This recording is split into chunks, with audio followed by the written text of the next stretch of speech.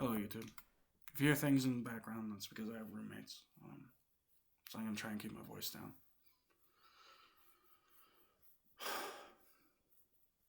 So, Revelation chapter 12. A child is born, and Satan is prepared to eat them the moment that they are born. And so,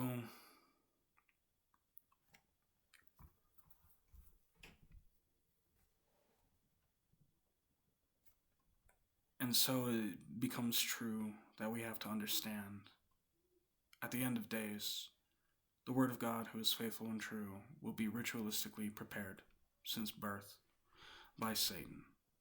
He, as in this child will be known, foreseen, and talked about by Satan in order to be prepared to conspire against him. And the Antichrist goes out in his war in order to get the whole world to conspire against him. All those who would not go to heaven and were written in the Lamb's Book of Life would end up worshiping that beast and turn over to Satan.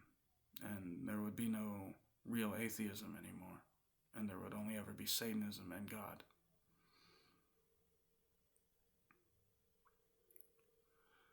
And so, I've seen these signs of gang stalking since I was young.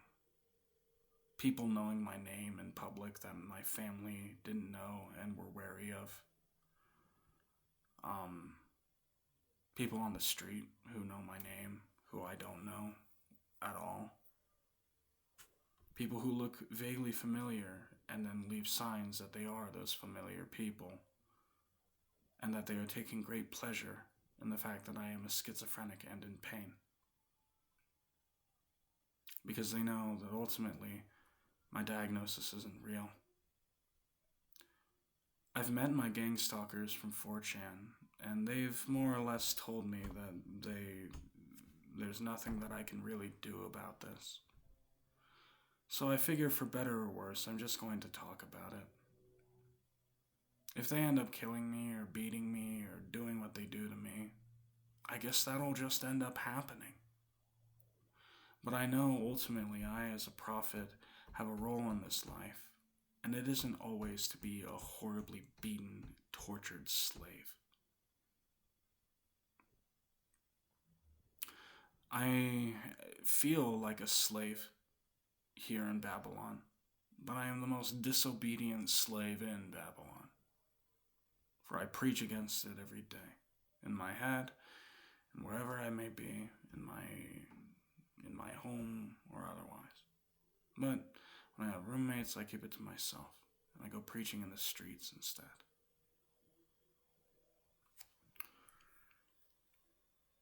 And ultimately, everywhere I go, I am persecuted and hated and chased around the entire town.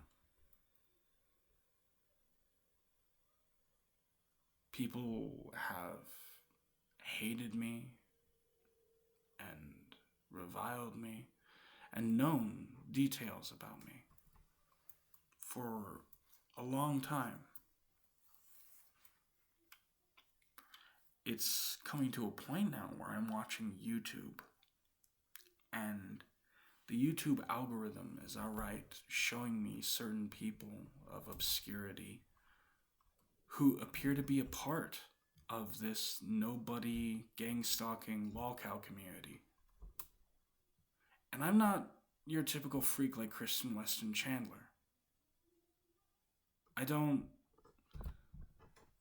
go around screaming at people and being incredibly rude to them without all of this horrible gang stalking being involved and the supernatural being involved. And it's come to a point where really rich interests are after this, because 4chan is a place where very many places meet, including the rich and wealthy, and typically in illegal contexts. And when I went to 4chan, I wanted to be anonymous. But people quickly told me, you're not actually anonymous when you're on 4chan. Yeah, but I just enjoyed the ethos of being able to post without a username. Just the core mentality and culture that goes behind being able to post without a username. I liked it because I was able to be wise and good to people and inspire good things on that website. Like its massive Christian base that will not shut up and I'm mad about. I put those guys there, and we're here to stay for probably the end of days. Because at the end of the day, in the first resurrection, I'm pretty sure there are going to be anonymous image boards for the exact same reason. Battlegrounds, and at the same time, yeah, mimetic warfare of good and bad people. Because 4chan is, again, a place where everything meets. And that's why I liked it. But at the end of the day, now there are professional vestments on 4chan working with moderators, and I mean the administration team doesn't really do much, so they probably don't know anything about what's happening with the nobody, which is me. Because again, these people put evidence of them gang stalking me on that thread, or on that general all the time. There were so many threads of them just talking about me ranting to myself in my room. I don't know how they get this information. I don't really have much evidence of most things. I mean, it's like pinholes in the shower that I didn't see before.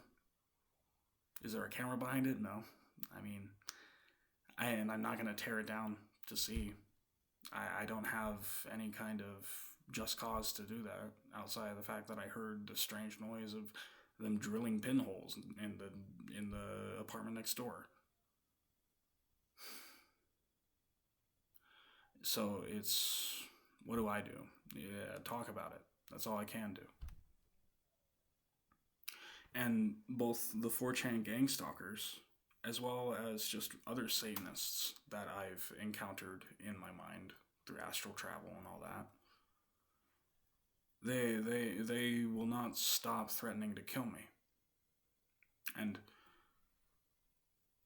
I, in my claim to prophethood, keep on telling them no.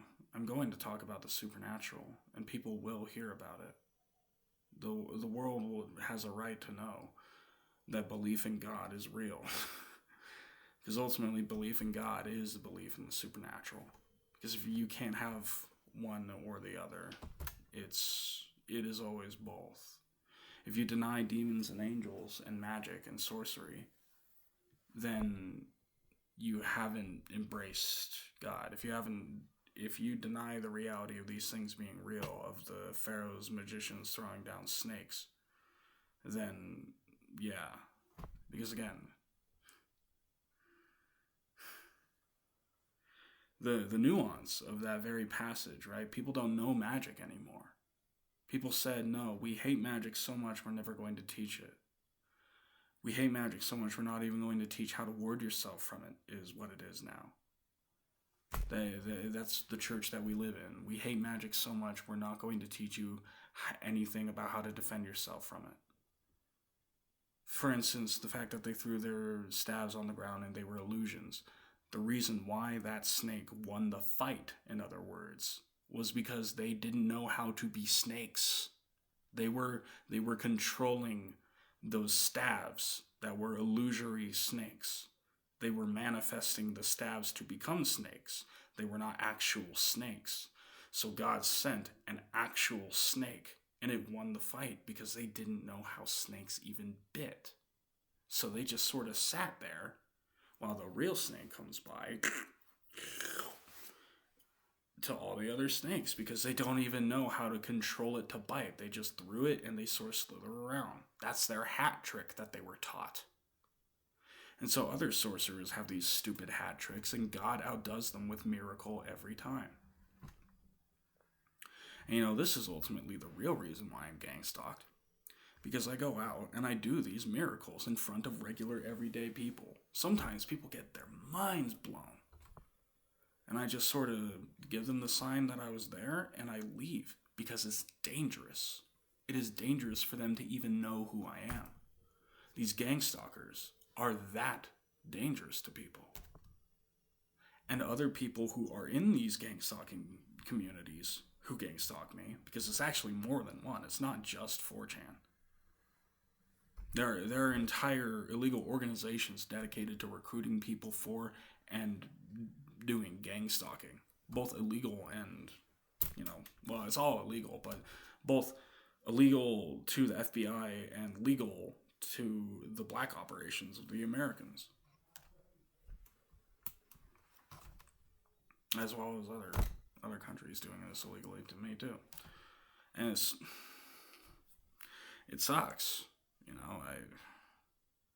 because the whole point of this gang stalking thread is to dissuade any idea that there's anything going on 4chan. And occasionally people drop these nice stories and red pills about the nobody, and it becomes this meme to them. But ultimately, I know that they end up talking about me to other people, and it gets on YouTube through people like Millennia Thinker and Pleasantries, who write my everyday life sometimes, and at other times, very personal childhood stories that I did not tell them. And it's vastly, vastly disturbing, because these people are making money off of this. Sometimes with songs that I have sung to myself in my apartment or in my room or wherever it is that I'm renting. And they made tons of money off of it.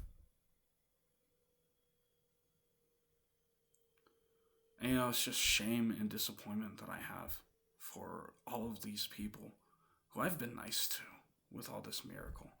Because they would gang stalk me for Satan, and I would end up just saying, okay, well, I'll show you God for a little while. And sometimes they walk away changed, and most of the time they don't change forever. They go right back to what they were. Evil people who represent Demon Co. and represent the devil.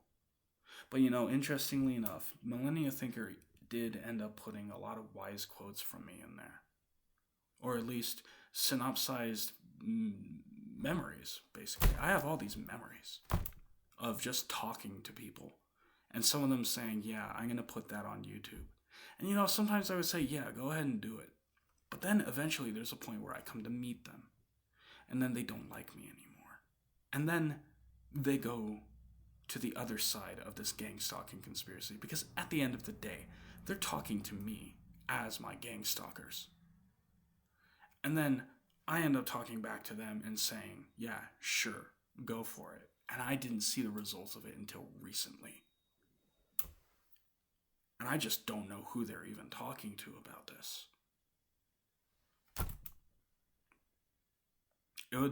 It's a ludicrously easy secret to keep. Maybe they even forgot. Who knows? Being in a supernatural conflict, they could be such a low peon in this conspiracy that they don't even know what their role is anymore, outside of having written a couple of old stories. But, as I continue to see it, now it's just those old people from high school talking to them. Because half of these guys' stories on Millennia Thinker and Pleasantries are old stories from high school and middle school for me. Between the people from me and those people from high school and middle school. So something crazy is going on here. Absolutely crazy. I'm pretty sure they even met the Game Grumps and ditched me at their own party. Told me to stay in the room. Yeah.